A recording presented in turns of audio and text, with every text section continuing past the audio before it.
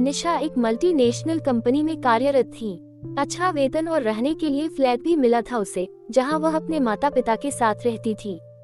माँ अब उसकी जल्द से जल्द शादी कर देना चाहती थी, क्योंकि उसकी बड़ी बहन का विवाह हो चुका था। अब बस उसके विवाह के बाद माँ इत्मीनान पा लेना चाहती थी। उधर निशा की कुछ सहेलियों का विवाह हो चुका था और वह अपने प्रथम रात्रि का जो अनुभव उसको सुनाती थी, उसे सुनकर वह खौफजदा हो जाती थी। कोई कहता प्रथम रात्रि पति बहुत परेशान करते हैं और अपनी हर इच्छाओं को पूर्ण कर लेना चाहते हैं। कोई कुछ कहता तो कुछ। निशा सोच में पड़ जाती, क्या पुरुषों को केवल अपनी इच्छा पूर्ति से मतलब होता है? क्या एक स्त्री को समझना और प्रेम उसके लिए कोई मायने नहीं रखता? खैर, कुछ महीने बाद निशा और उसके परिवार का विवाह में जाना हुआ। निशा ने नीले रंग का एक लहंगा और उसके साथ बहुत ही सुंदर गहने पहने। खूबसूरत वो थी ही संवर कर बला की खूबसूरत लग रही थी। उसी विवाह में उसके मामाजी के किसी मित्र के साथ उनके पुत्र राहुल आए थे। जब राहुल ने निशा को देखा तो देखता ही रह गया। उधर निशा भी राहुल जैसे सुदर्शन युवक को देखती रह गई। बस फिर क्या था, राहुल ने अपने प्रेम का इजहार कर दिया, जो निशा ने स्वीकार कर लिया।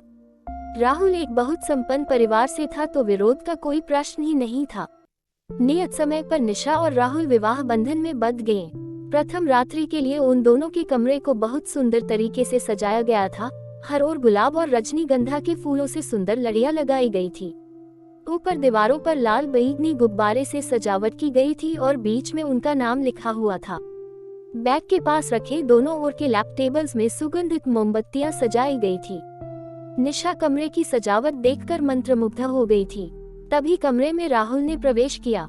सफेद कुर्ते और पजामे में वो बहुत आकर्षक लग रहे थे। निशा मन ही मनाने वाले संशय से कांप उठी और खामोश बैठी रही। तभी राहुल ने तंद्रा तोड़ी और बोले, निशा कुछ अपने बारे में बताओ ना। निशा शर्माते हुए बोली, क्या बोलूं? राहुल बोला, अपनी पसंद नापसंद और रुचियां सब कुछ। निशा बहुत प्रसन्न हुई जब राहुल ने उसकी पसंद और रुचियों को महत्व दिया। निशा ने जब सब कुछ बता दिया तब राहुल ने भी उसे अपने बारे में बहुत कुछ बताया। फिर राहुल ने धीमे से अपना हाथ निशा के हाथों पर रखा और बोला, आज तक मैं अकेला था, अब तुम आ गई हो जो मेरी जीवन साथी भी है और मित्र भी बनोगी ना मेरी मित्र। निशा भावुक हो उठी और शर्माते हुए बोली, जी जरूर, जीवन भर आपका साथ नहीं छोड़ूंगी। और राहुल ने निशा के माथे पर चुंबन अंकित किया और उसे अपनी आगोश में भर लिया। निशा का सारा भय समाप्त हो चुका था और पति के रूप में राहुल को पाकर वह गौरवान्वित महसूस कर रही थी।